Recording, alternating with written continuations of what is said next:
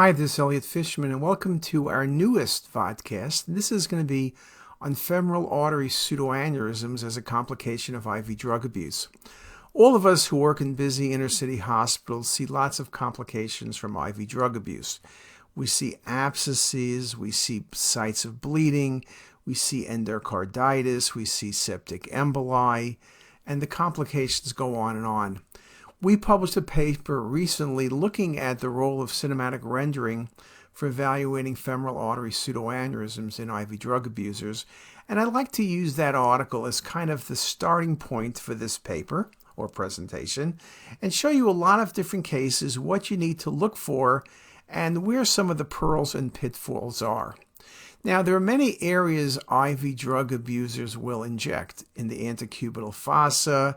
We used to see into the jugular vein thrombosis, but the inguinal region is very common because they know there's good vessels there, okay?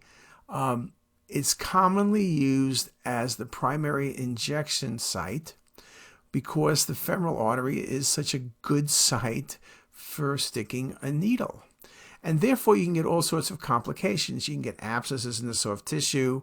You can get broken needle tips. You can see pseudoaneurysms, you can see thrombosis. Now, these can rapidly progress and often present as a surgical emergency, leading to fatal consequences, including rupture, hemorrhage, sepsis, and even limb loss. CT and ultrasound have been the main studies for investigation, though CT, of course, has the advantage of looking at the vascular map, but also looking at the muscle and soft tissues and looking for foreign bodies. Ultrasound can swiftly confirm diagnosis by providing a dynamic view of blood flow in and out of the pseudoaneurysm sac and rule out associated venous thrombosis. And I think CT is very good at looking at the veins, though, timing is very critical. You can easily do it with ultrasound. On the other hand, CT imaging provides greater definition, surely in terms of resolution, of the pseudoaneurysm and surrounding soft tissue anatomy, the vasculature, and any concurrent processes from abscesses, and is very helpful in determining appropriate management and surgical planning. Here's a couple of images from the article. This was a 37-year-old with a history of IV drug abuse and endocarditis presenting to the ER with hemorrhage in the left groin. You can see the large soft tissue induration, very nicely shown on the cinematic. I show you an example of the pseudoaneurysm with MIP, but you can see the bilobe pseudoaneurysm is better seen on the cinematic rendering. And then we can provide all of the different projections. You can change the rendering parameters for optimization. This patient underwent ligation, thrombectomy, and debridement. Another example, large pseudoaneurysm, patient with history of IV drug abuse, an MRSA renal abscess, now had a pulsatile mass. You can see that if you would have worried this was an abscess and you stuck a needle in it, you would have a real problem.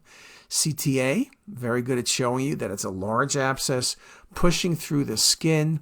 I then created images with bone, with soft tissue, and with everything but the vessel.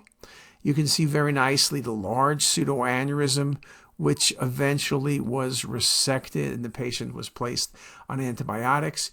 You can also see induration in the contralateral groin, but the vessels look good in that location.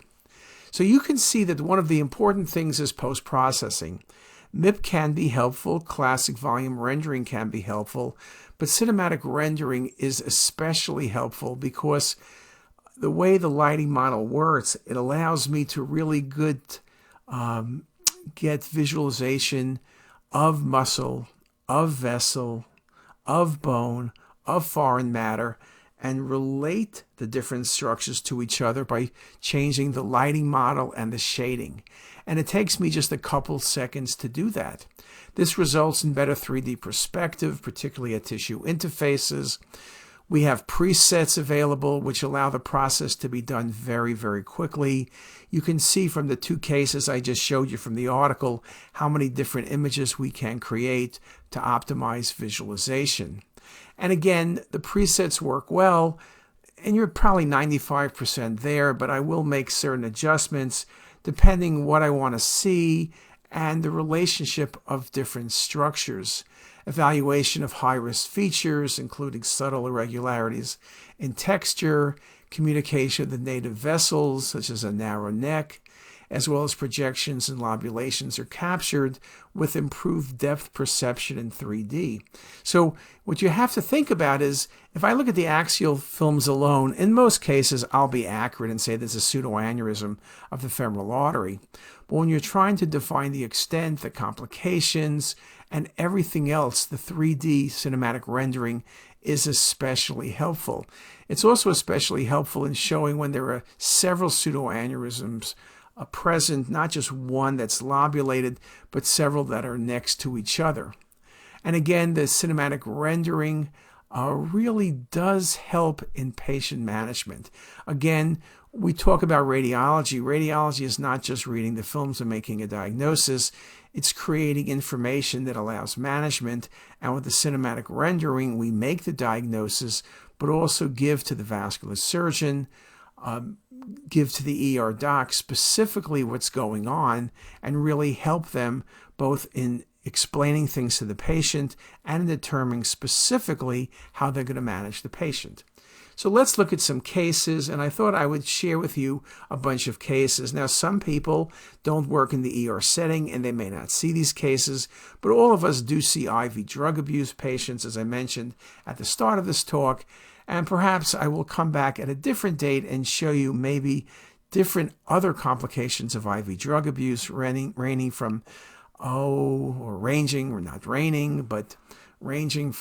septic emboli, as I mentioned before, but also renal infection, pancreatitis, liver abscess, retroperitoneal abscesses, and all of the muscular and bony complications, as well as pseudoaneurysm of the patient's aorta. And we can see mycotic aneurysms as well. So here nicely you can see the inguinal nodes in the left inguinal region, the induration in the soft tissue, and then I scale back and you can see the pseudoaneurysm very nicely there. The vessel beyond the pseudoaneurysm, the SFA down to popliteal, looks good. Here I'm targeting and showing you the pseudoaneurysm better. Again, the vessels, the femoral arteries nearby are somewhat narrowed. Distally, things look okay. I'm now rotating the data set, and you can see the images very nicely. And I'll rotate it again a little bit more. You can see that although you can create an optimal view, you can create a suboptimal view as well. One of the ways of getting around the fact that bone and the aneurysm look the same is to change the rendering technique, and also simply to remove the bony structures. Here I remove the femur, and I want to show the relationship of the bone to the lobulated pseudoaneurysm. There are actually two pseudoaneurysms present. There's the second smaller one. But again, nicely shown once I remove the femur. And here I'm changing just some of the rendering to show you the entire process very nicely. And again, bringing it back to the soft tissue. So again, you have lots of control. And although I'm showing you snapshots, I'm doing this interactively, so the process is taking literally under a minute to do. Here's a view from below showing you the muscle inflammation, the pseudoaneurysm present, the distance to bone, and again here stripping away the muscle, then showing the muscle and the bone, and again the ability to show all the information works very nicely. Another case. Here we see induration in both inguinal zones. The patient really must have had a tough time finding access. You can see particularly on the left side this broken needle fragment here. Broken needle fragments are often very common. It is one of the signs for us typically that the patient is an IV drug abuser. But here you can see induration in both inguinal regions, air on the left and a little more subtle air on the right side. And so you can see that the induration and infiltration and inflammation involves the vessel. You surely would have to worry about venous involvement as well. Here we're doing the classic volume rendering, showing you the induration bilaterally, as well as the nodal disease. On the left and right are both volume rendered images, one with grayscale, one with color, again showing you the extensive adenopathy. You can get adenopathy in the groin for many different reasons, but these bulky nodes are very common in patients with IV drug abuse. And here again is several other renderings, and you can see very nicely the vasculature. And you can see as we look carefully, we can see there's some narrowing by the femoral artery on the left side. You can see there's the slightest bulge off the vessel by the surgical clips on the left side and the surgical clips on the right side. And to be exact, these are not surgical clips, though they really are. They're broken needle tips. But that's very common in these patients. I don't know how they managed to do that, quite frankly. But IV drug abuse with broken needles and nodes. And in this case, there was suspicion for a pseudoaneurysm, but none was found. And again, one of the important things is the ability to exclude the presence of disease. And so we'll look very carefully. In fact, it's easier for me to do a study when I see a pseudoaneurysm because I have the diagnosis, for me to say there's no pseudoaneurysm when clinically they suspect one is harder. So here's that same case, induration in both inguinal regions, lots of nodes seen bilaterally. As you look at the vessel, you see the broken needle tips, but you're looking hard at the femoral and superficial femoral artery. You're not seeing any evidence of pseudoaneurysm, and you're rolling through the data set in multiple different planes. So again, the ability to include the presence of pseudoaneurysm or exclude the presence becomes very, very important.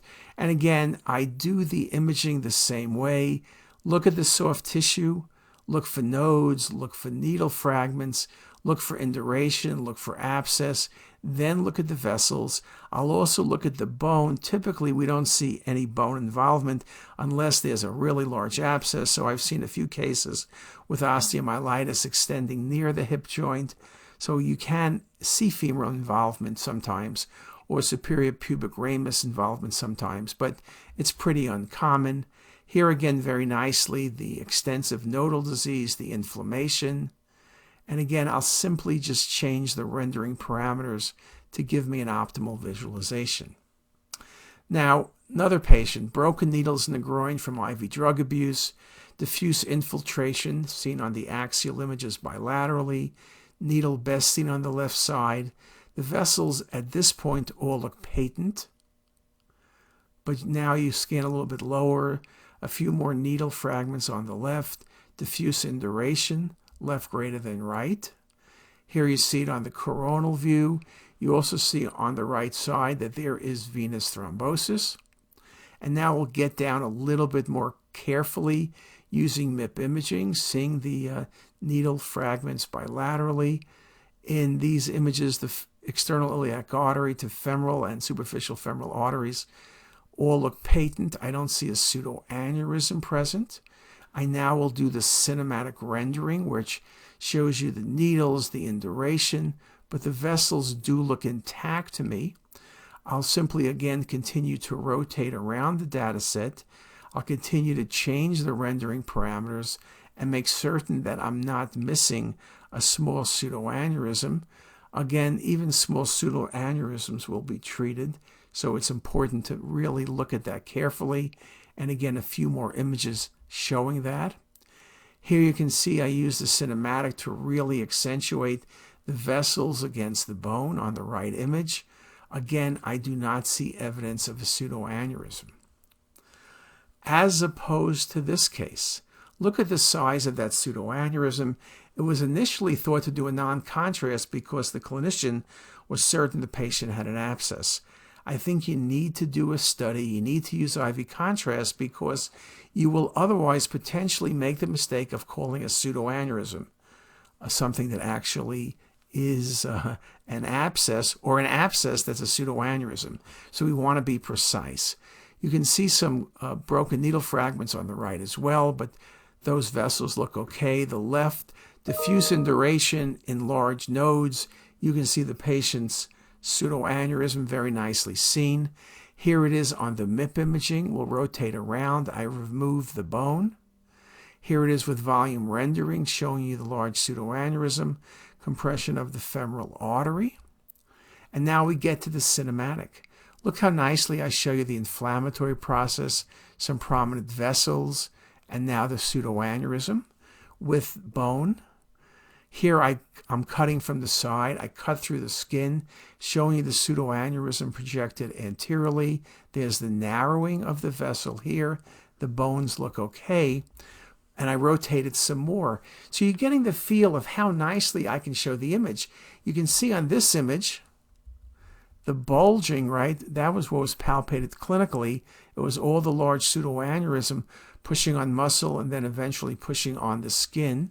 And again, here I remove everything but the vessels. So the pseudoaneurysm is really nicely shown. The vessels are really nicely shown. And you can plan the surgery. This is a very large pseudoaneurysm. It will take extensive resection, and you worry about complications. You also need to do the surgery sooner than later because these are the kind of pseudoaneurysms that can spontaneously rupture and the patient can die. Another case, femoral artery pseudoaneurysm from IV drug abuse. Here I'm looking from below, looking at the vessels, looking at the early venous filling on the right side, rotating the images. And there you can see very nicely the small pseudoaneurysm. It's small but important, will need to be treated. Not as large as the last case, obviously, but this does make the point about how important it is to rule out pseudoaneurysms if there's none there, or pick up the small pseudoaneurysm. Again, very nicely seen here as I change the rendering parameters. And again, as I rotate to the side, beautiful, polypoid pseudoaneurysm. There's the stalk, really nicely shown there. Another important thing is you see the pseudoaneurysm. Look at the contralateral side. Most of these patients are injecting on both sides, as I've shown you, and you don't want to pick up a right-sided pseudoaneurysm, which is a symptomatic one now, but miss something on the left side. And again, here the left side looks very nicely. We've been able to do the rendering. Here you can see the induration. The patient presented with thigh pain. Many times the patients do not tell you they're IV drug abusers. Obviously, you can look. History will be helpful. Looking at the medical charts, but then looking at the imaging will be very nice. And again, here is just another set of images with volume rendering, showing you on the right side not only the pseudoaneurysm, but early AV shunting. You can see the venous filling on the right side, but you don't see it on the left side. Another case, look at the left femoral artery, nice pseudoaneurysm. Again, we want to look, and we'll typically scan lower depending on the situation. Occasionally, you will see multiple pseudoaneurysms that seed down the vessel of the superficial femoral artery. But you can see the pseudoaneurysm on the left side. There's atherosclerotic change in the superficial femoral artery as we track downward. And here it is as I look a little bit closer, get down to that pseudoaneurysm and see the stalk and show the soft tissue, show the soft tissue induration, as well as the vascular pseudoaneurysm. Again, more cinematic rendered images showing you the vasculature very nicely, and then from below. Again, you could see that at times I feel like I get carried away showing all the images, but I want to show you the bone, I want to show you the vessel, I want to show you the muscle, and I want to show you any other thing, including foreign matter, that can be important. Here's another patient with a pseudoaneurysm of femoral artery on the right side. Now, this is a case of a pseudoaneurysm that was from a CVDL procedure. So I do want to make the point that not every pseudoaneurysm of the femoral artery is from IV drug abuse. Often patients can develop pseudoaneurysms getting cardiac procedures or getting intracranial procedures where the femoral artery is the access point. You can see the induration and bleeding here, as well as the pseudoaneurysm, very nicely shown. The early venous filling on the right side is shown from the AV shunting. And here we're just going to look at a few more coronal views. Very nicely showing you the pseudoaneurysm, the AV shunting, the induration, the soft tissue. What we don't see here, fortunately, is active bleeding, but this will need to be treated. Here it is with volume rendering. Again, when you see early venous filling, it means you have AV shunting. So you'll look very carefully and show the communication as we do in this case. And again, classic volume rendering works well, but you can see that the cinematic rendering is a whole lot better. And with classic volume rendering, you can show soft tissue, you can show bone, you can show muscle, you can remove the bone. You could do all the things you can, or almost all the stuff you can do with volume rendering, but in our experience, volume rendering does it better. And here's that same patient with the pseudoaneurysm and AV shunting. I've found the bone using our algorithm for bone detection, taken the bone away, and now only showing you the soft tissue, and then rotating the vessel, the soft tissue, but the focus on the vessel, the pseudoaneurysm, and rotating everything around. Same case with cinematic. The pseudoaneurysm, the AV shunting, the bone is still present. Here I show you the induration in the soft tissues, the hematoma that's present on the right side. Again, take away the soft tissue, show the pseudoaneurysm, show the AV shunting, and then take the bone away just to show you the vascular map. So I try to do these, you can see, in a very well-defined format and provide the same information on all cases. And again, we can use cinematic rendering in this case very nicely, showing the shunting, but also showing different rendering algorithms for really nicely showing you the vessels. And here's just a view targeting the right inguinal region, the pseudoaneurysm, and the AV shunting, very nicely defined. And here it is one more time. Another case, bladder distended. You can see the patient's right-sided femoral artery pseudoaneurysm. It's lobulated. Here it is. As you rotate the images, you can see that this was also a case where it was iatrogenic.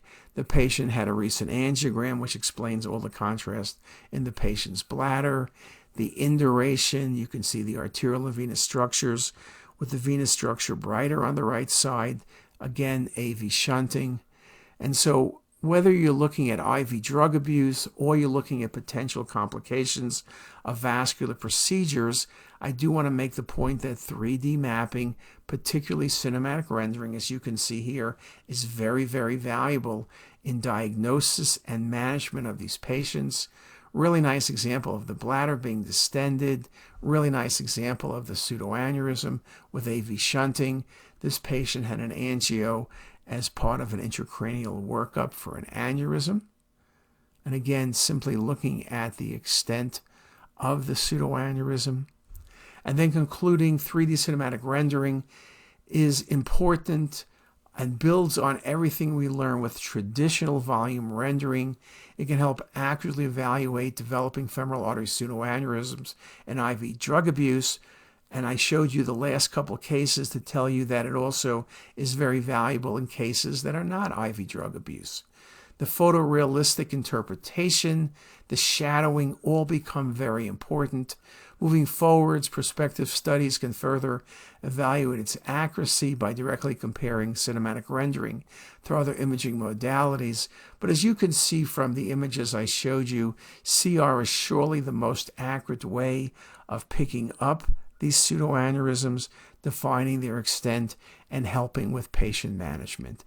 And with that, I thank you very much for your attention. If you like this video, make sure to subscribe to the CTisus YouTube channel. You can also visit us at ctisus.com for even more videos, plus quizzes, pearls, protocols, and oh so much more. We're also in the App Store and have well over a dozen apps for iPhone and iPad, all completely free. Thanks for watching.